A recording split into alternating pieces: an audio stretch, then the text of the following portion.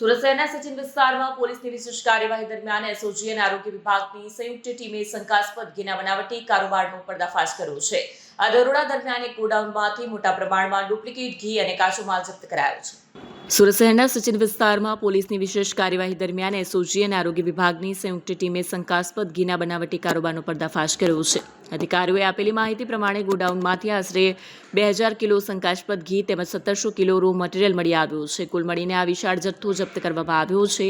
પ્રાથમિક તપાસમાં આ ઘી ડુપ્લિકેટ અને બનાવટી હોવાની શંકા વ્યક્ત કરવામાં આવી રહી છે। પોલીસે ઘટના સ્થળેથી 2 શંકાસ્પદ વ્યક્તિઓની અટકાયત કરી છે અને તેમની પૂછપરછ હાથ ધરી છે। આ ઘીના નમૂનાઓ વધુ તપાસ માટે લેબોરેટરીમાં મોકલવામાં આવ્યા છે।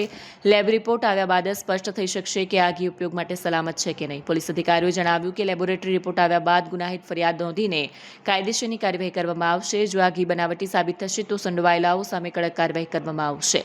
આ બનાવથી સુરત સહિત આસપાસના વિસ્તારોમાં ચર્ચાનો વિષય બન્યો છે। જાહેર જનતાને સલાહ આપવામાં આવે છે કે તેઓ પ્રમાણિત અને સ્ટાન્ડર્ડ માર્ક પર જ ઘીનો ઉપયોગ કરે। વધુ તપાસ ચાલુ છે। કેમેરામેન હકીમ શેખ સાથે વસીમ હાસમીનો રિપોર્ટ, આઝાદ ન્યૂઝ, સુરત।